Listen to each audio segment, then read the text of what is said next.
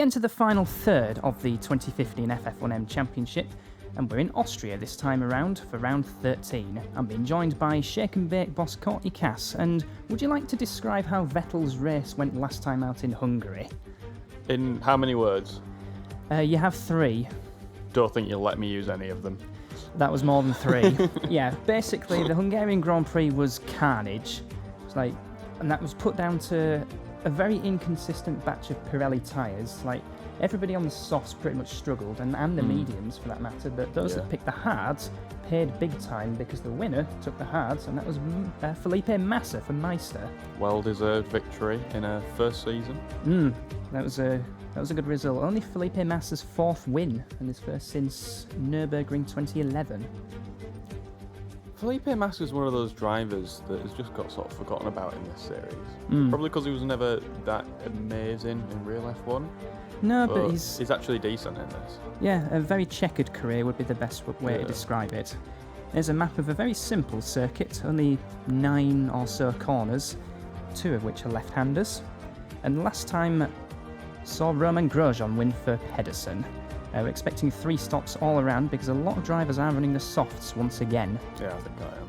I think we've got to that point in the season now where, is it the last 6 rounds? Yeah, within the last 6 rounds? Yeah. We've got 6 to go, including this one. Yep, including this one. Yeah. So the softs will be fairly well developed. I think I've split between hards and mediums, so I'm not expecting it to perform strongly at all. Well, you've been alright though since you've turned the engines down.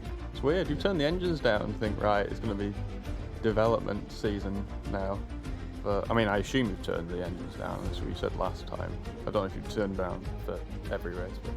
So it's Kimi Räikkönen on pole from Fernando Alonso, and there's Sebastian Vettel 3rd ahead of Hungary winner Massa in 4th. Will we get Road America or Hungary spec Vettel this time around? Who knows? Good qualifying from Van Dorn, and we know that Willows tend to go aggressive with their race strategy. Perez lines up an equally impressive 6th ahead of Hamilton 7th and Thomas Gonzalez 8th, who Tornado might have branded an idiot during the last race. Romain Grosjean starts 9th ahead of Carlos Sainz in 10th for GRM. Daniel Ricciardo 11th ahead of Valtteri Bottas 12th. Sainz ahead of Bottas. That's an interesting little result there. 13th and 14th are Nico Rosberg and Nico Hülkenberg. A couple of Nicos on row number 7. Where will we see Hülkenberg next season? Because he's been rumoured to be ditched by Mitchell. Bit harsh. Bit harsh, yeah. Yeah, FF1M Hülkenberg's pretty good. Kubica 15th, Button 16th, who's announced his retirement. Oh yeah, they've retired him a year early. Yeah. Because of his absolute shambles of a season this season. There's an all FJR row 10, Magnussen on hards in 19th, and Charlotte Plectrum 20th on the mediums. And the last row filled by Itsuki Yoshida and Antonio Felix da Costa. Yeah, bit of a bad one for Itsu, but Charles Pick's old hairdo looks a bit like my old hairdo. The same colour and that. Yeah. Back in when the Bieber craze was a thing. Yeah, I must admit I've never left the Bieber craze. So 5 lights are on, and the pause before 5 lights go out. And Kimi Räikkönen's gotten a good start and comfortably ahead of Fernando Alonso for now. We have a brief look at the back before moving back to the front. Oh, goodness me, Vettel Louise. Getting very choppy in front of Van Dorn, and Alonso has taken the lead.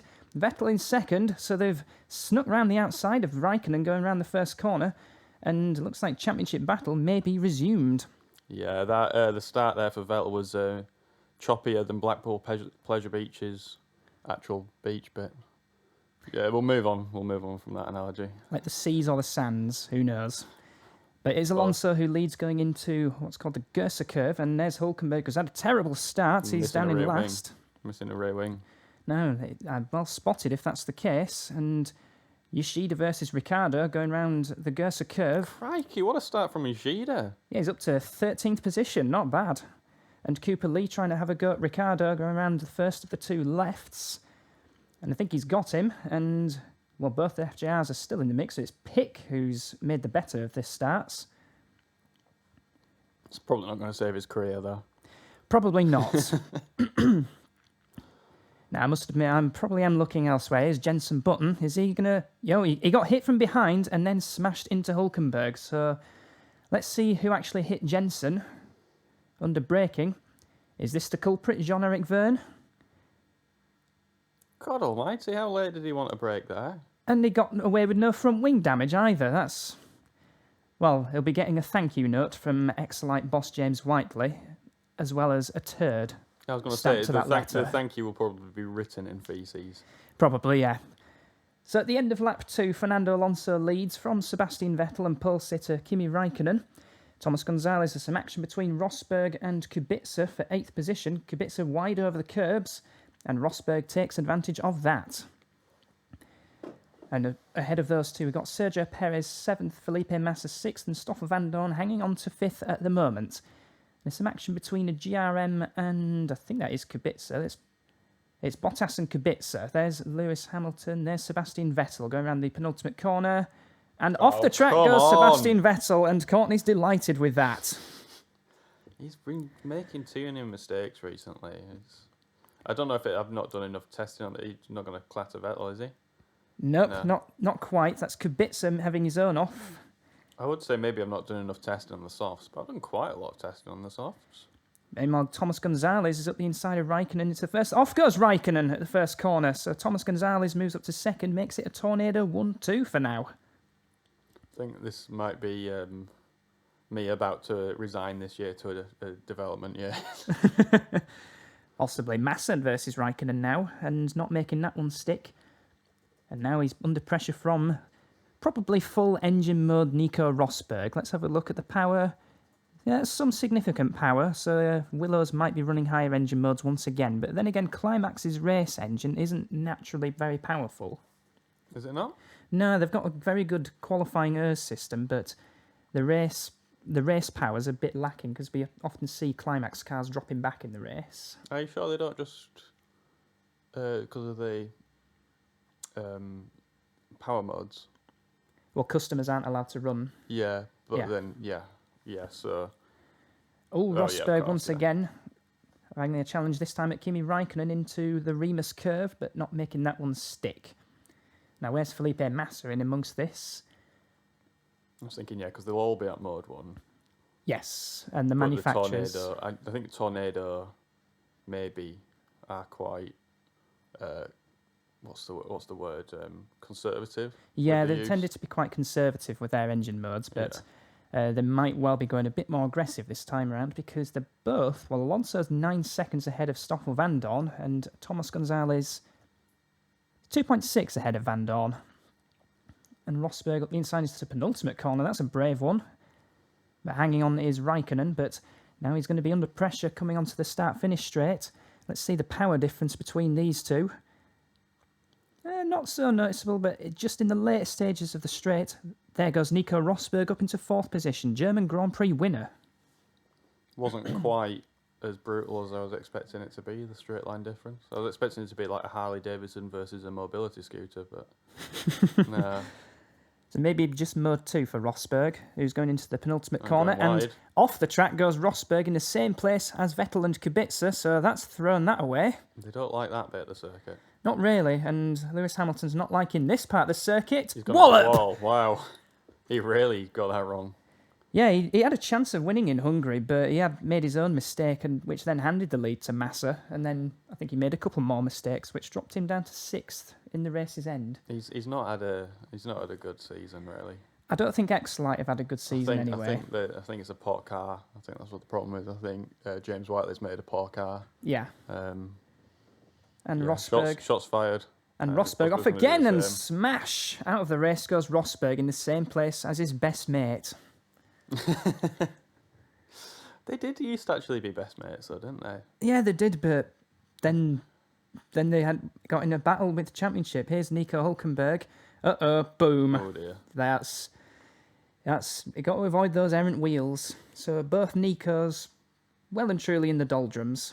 He took it like a champ, though. Yeah, I suppose so. This is a GRM making a pit stop, so Valtteri Bottas, one of the first to make his first of 3 stops. They go quite slow into that pit line. I wonder if somebody's going to run into the back of somebody going into the pits at some point. Yeah, that is a concern in this particular game.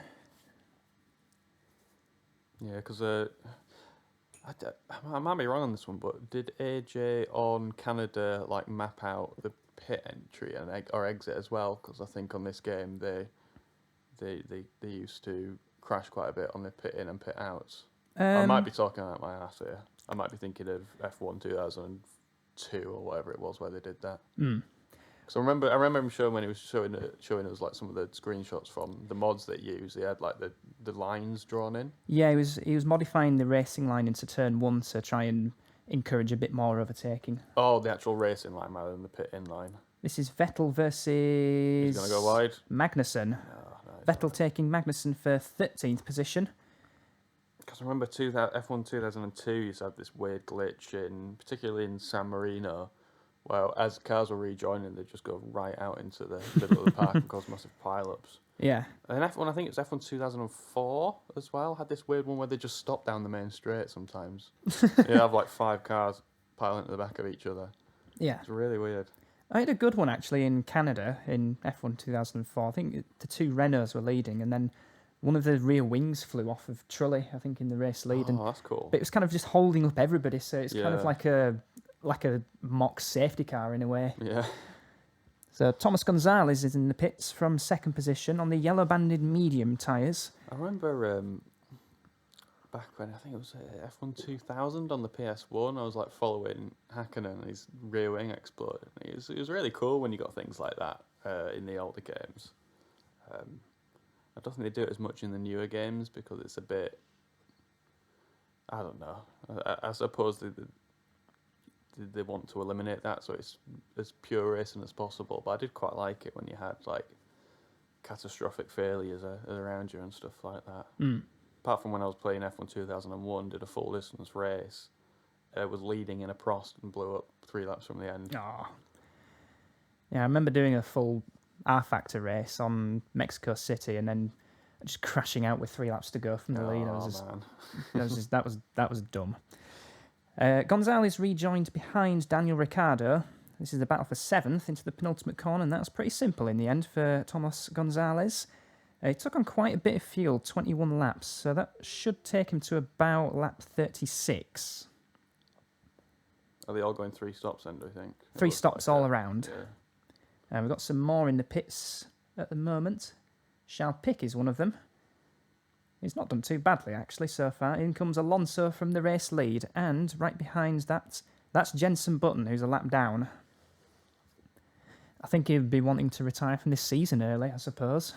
Yeah, he's had a shocker.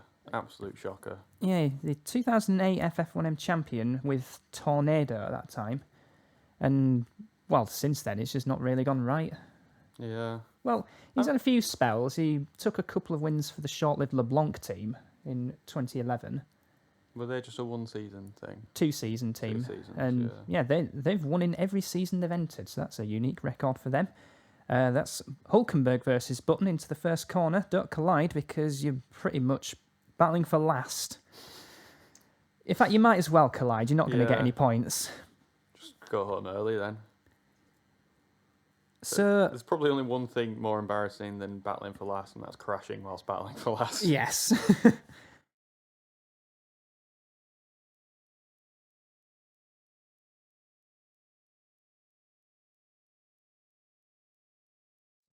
Charlotte Plectrum's getting a bit delayed behind Daniel Ricciardo. Now he's in the slipstream, going to the Remus curve outside. Now to the inside. Oh, contact. Jesus Christ. And, well, no damage done, but getting a bit frisky is old Plectrum. Here comes my guy. Right, get out of the way, Charles. That's Charlotte to you. Charles. Valtteri Bottas in 8th. Well, he was in 8th position, but he's off the track, jumping over the gravel. Just realised you missed the opportunity to call him Charles Prick. He's a nice guy, really. And rejoining. Oh God. Oh, that's. Oh dear. Right out in front of Charles Prick. Well, at least Pick's still in the race, so I'll take that. Says Yoshida into crying out loud. Lost his front wing, and that understeer just made him go straight off. It's a real shame because Yoshida was doing well there. So was Pick to a certain extent, although I wasn't expecting any points from this race anyway. And you're trying to look at something on the timing page. Nah, just checking the leaderboard. Check it now. Hold on a minute. What's he going to do? Oh, no, it's all right. He's fine. So Vettel versus Ricciardo. Oh, not quite this time. This is the battle for 10th now. So I think second round of pit stops are underway. In fact, are they? What happened to Sainz on the early snap? Because he's shown as having made 2 stops now. He's surely not doing a 4-stop strategy. That's definitely not the optimum line into that corner. And both Meisters have come in very early as well for their second stops. So something's happened on the strategy front and I can't really explain it. It's too early for a 3. Yeah, it's way too early. You can't be doing a 4, can they? No, I'll have to try and work out what's happened. Yeah. Was it like 2011, 2012, where they used to be doing 4-stop strategies in real F1? 2011 mostly. Yeah, it was a... That got a bit ridiculous. Yeah. So it was fun at the time, but now you kind of look back at it and you think, come on. Yeah. It's like 10 laps in and there's already loads of marbles all over the place. So here comes a potential opportunity between Ricciardo and Vettel, and once again Ricciardo hanging on round the outside. May I ask what engine modes you're running for this race? Can't remember. I think 2? Mode 2. I think so. Out the inside into the first corner. But that's a tight line, and Ricciardo, he's wide on the curbs. Vettel's got the position this time, so that is up to 9th. No, it's up to 10th position for Sebastian Vettel. To be honest, I'm just ruining Mode 3. My one and only so far use of Mode 3 in Hockenheim when I was so far ahead and I didn't need to run it. I'm just bloody blew up because of course I did. Yeah, that seemed to have... Oh, Sainz has taken a position off of Perez, who went very, very wide, too wide at the penultimate corner, and Perez has dropped way down the order. That's a costly mistake, and Pedersen really needs some points. They've had a dismal season, it must be said. Considering that Grosjean could have won last season, yeah. Yeah, that's another position gain for Vettel, who's back up to the points now, ahead of Cooper Lee. He's had a decent race. He's started 17th, and now he's up to 9th. Now he's up to 9th now, but not bad. And Sainz Sainz in again. Right, he's got a loose wheel, so again, if that's a 3-stop strategy, that's way too early. Let's have a look at the fuel. 13 laps to... I've just got a glimpse of 25, so he's put another 12 laps of fuel on board. So lap 41. What's the point of stopping for 12 laps? As Van Dorn is off the track from 4th position, that's another costly mistake for a Willows driver. Yeah, Where's that dropped into? They've had a good car, Willows. Where they are in the standings doesn't really reflect the car they've had. It's just been plagued by reliability. That's Sainz Sounds getting familiar. ahead of Da Costa. Sainz versus Da Costa for 12th position. Just ahead is Kevin Magnussen, who's made his way up to 11th. Magnussen's had a very good season, I think. He has, yeah. Picked a lot of the points and could have had a few more if it weren't for an engine failure at Hungary and a silly little mistake at Road America. There. He picks the points. Oh, yeah. I see what you did to see what I did whereas, there. A little bit wide for Da Costa, who, I'll be honest, I'm surprised has got another season in FF1M next season. Has he? I haven't really been paying attention to that's the driver tight. market. I got in and got out, so now I kind of just... I'm not really paid attention. I haven't a clue who my second driver's going to be. Like, yeah, I can only really say that. You could sign Kobayashi as a test driver, and say, yeah, it's all right. You'll be you'll be racing the car next year. Then just not let him drive. Nah, I'm not that cruel. Yeah, I wonder how long Pick has got left in FF1M. I did say until Probably Monza. about 3 corners. About 3 corners. Yeah, I might have to have a word with him. As Kubica takes 8th position off of Cooper Lee. Yeah, and actually, just going back to the championship, your lack of points has meant that you've now slipped to 3rd in the championship behind Meister. Yeah, Meister have been consistent. I suppose they've had some reliability issues, but I think my win or bust strategy is backfired a little bit. Starting to backfire, yeah. Um, As Alonso comes into the pits from the race lead, he had 20-odd seconds over Thomas Gonzalez, so this has been This has been a pretty dominant performance for Tornado so far, and a little bit worrying in terms of a championship battle. Yeah, I think... Oh, he's being held in the pits because I think... Is that one of the Gajeras in front? Who knows? Could be Kubica. I think... It's Kubica, yeah. If Tornado Fernando Alonso takes a big extends his lead further in the championship at this point, I think it's probably curtains. And he's still rejoined in the lead ahead of Jean-Eric Vergne, miles ahead of Jean-Eric Vergne. Where on earth is Vergne? He's in second position, and it's a long way behind as Van Dorn gets ahead of Yoshida for 14th. Or is it 15th position? 15th position for Stoffel Van Dorn. As Jean-Eric Vergne comes into the pits. That's Jenson Button, who might as well park it. Yep. Because he is in last. And nowhere near Nico Hülkenberg, so it'll be a sad end to what has been a very interesting career for Button. He sort of did that in real F1 as well. Yeah. The last 2 races, he was just like, yeah, whatever. Yeah. And that wet Brazil, he was just like, I'm not interested. Yeah. And then he came back for that one race in Monaco and flipped Pascal Wehrlein. That was pretty funny. I mean, I can't say I blame Button for not being up for Brazil 2016. Yeah. Yeah, because that was probably a little bit too wet. Yeah. Like, there was a bit with Raikkonen that was really hairy on the main straight where... Just aquaplaned in a straight line. Yeah. Nearly got collected by Chilton, was it, I think? It was Ocon, I think. Yeah.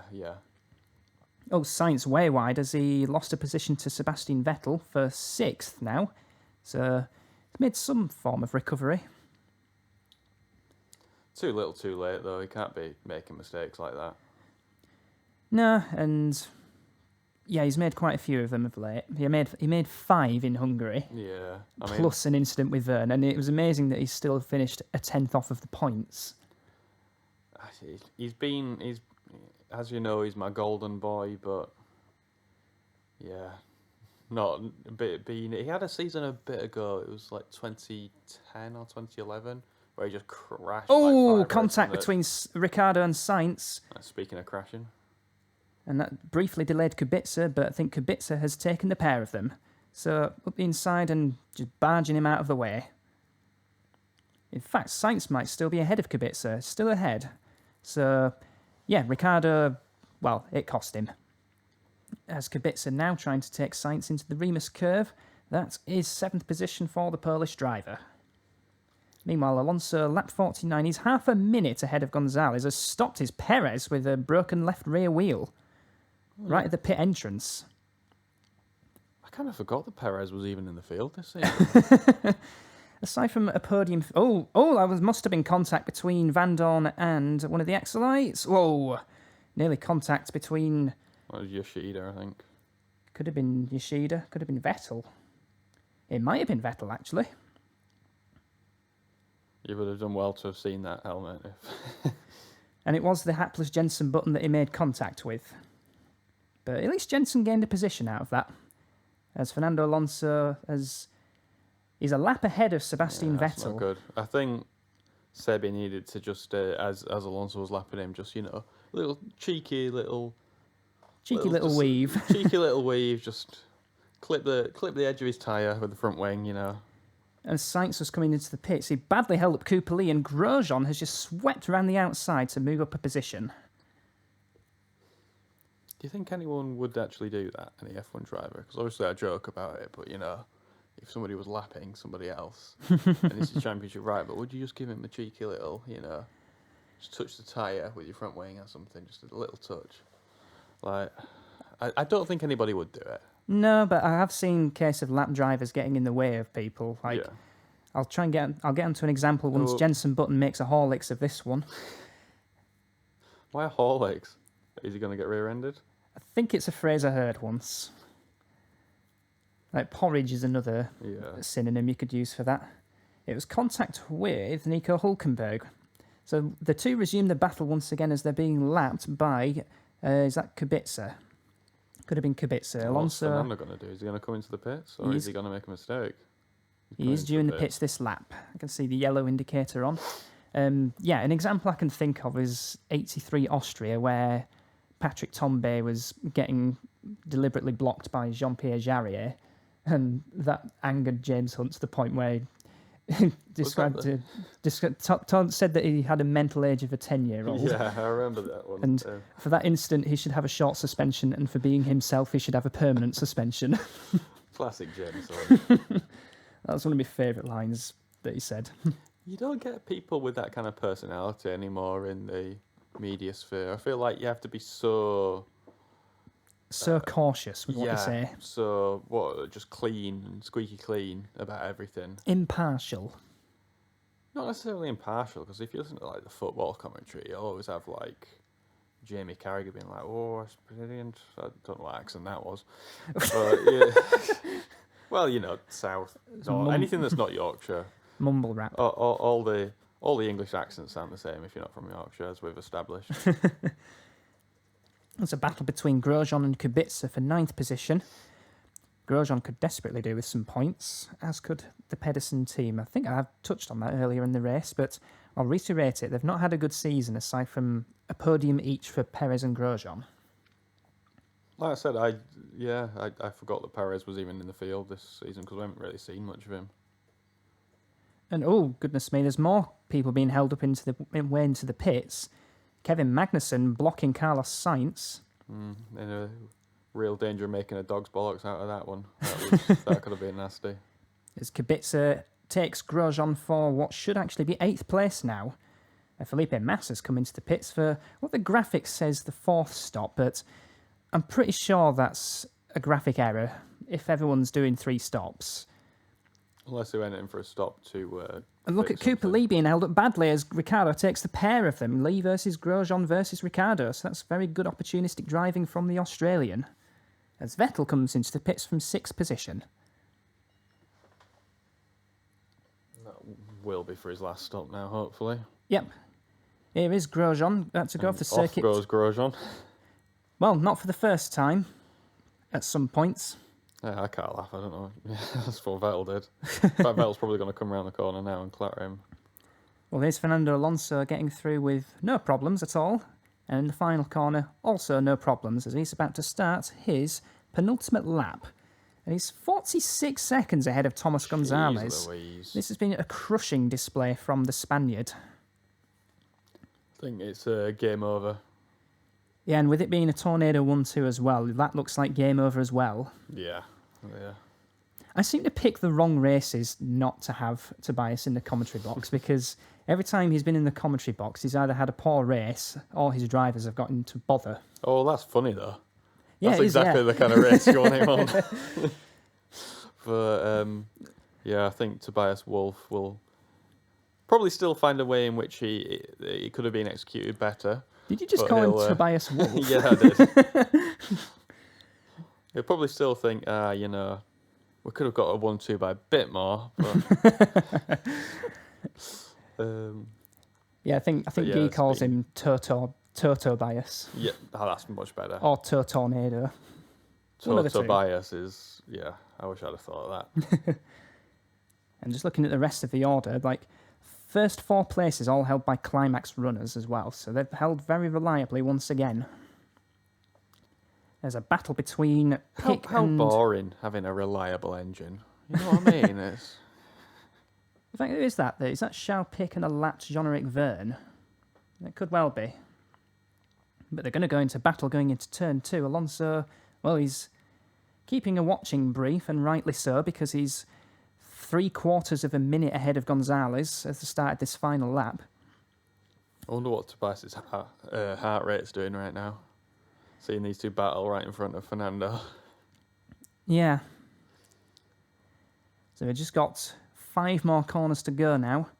They recently renamed this one after an F1 legend. It could be the Niki Lauda curve. This one could be the Gerhard Berger curve. Let's assume so, as he rounds that. And he's about to lap an FJR. It's probably Pick in what could be his last race. No problems through the penultimate corner. It was very ominous when you say what could be his last race there. Could be, but I have no idea who to replace him with. But out the final corner, and to take the checkered flag, Fernando Alonso takes a big chunk towards more championship glory. And looking through the rest of the order, it should be Gonzalez in second position, ahead of Kimi Raikkonen third. There's confirmation of that. 30th career win for Alonso. He's hit the big 3-0. I'm just depressed now. Felipe Massa should come home in fourth position. The Hungary winner continues where he left off. More solid points for Meister. Fifth is Jean-Eric Verne, the last of the runners on the lead lap. And then we've got Sebastian Vettel, Carlos Sainz and Robert Kubica in 8th, so that's making 2 Gajeras in the top 8. I finished 6th. What was the point when we put in development into reliability? What was I thinking? I don't want to finish 6th. No, you want to finish at least 5th. I want to finish first, otherwise you're last. that's the team ethos, remember? Yeah, that's the shake and bake mentality. Yeah. If you don't win, I don't care if I blow up on lap 2. That's really, I'm sure AJ is just like got his head in his hands. Both FJRs finish after... I was on mode 1 for this race, so that is probably to be expected, and 100%, no, not 100% development, but both cars finishing will help for next season. Bringing them home, getting that development sort of thing. Maybe Cristobal Alvarez might get a shot in the next race. Do a little swap between yourself and Pick. And a look at the championship standings. Fernando Alonso now extends to 28 points ahead of Sebastian Vettel, and Gonzalez's second position moves him back ahead of Kimi Raikkonen, or actually strengthens his grip over Kimi Raikkonen. Yeah, I think bar a minor miracle, this is Fernando on Tornadoes. Also, there's your win and bust gone because Sebastian finished 6th in the points. Yeah, he did that. He did finish 10th. Yeah, well, 9th in the last race. 9th, yeah, in the last race, so that had already gone. And, well, that's no contest in the Constructors' Championship. Yeah. That is 58 points now, the lead between Tornado and Meister. As Shrek said to Donkey, it's all ogre. And none of the bottom 5 scored points. In fact, none of the bottom 6 scored points. So, that battle is still on between FJR, Pedersen, Mitchell and X-Lite for last. So we then move on from Austria over to Belgium to a classic circuit, Spa-Francorchamps. Last season saw Hulkenberg win. Unlikely to do so again, but it might be fun to watch him try. So from the two of us, we shall see you then. Cheerio.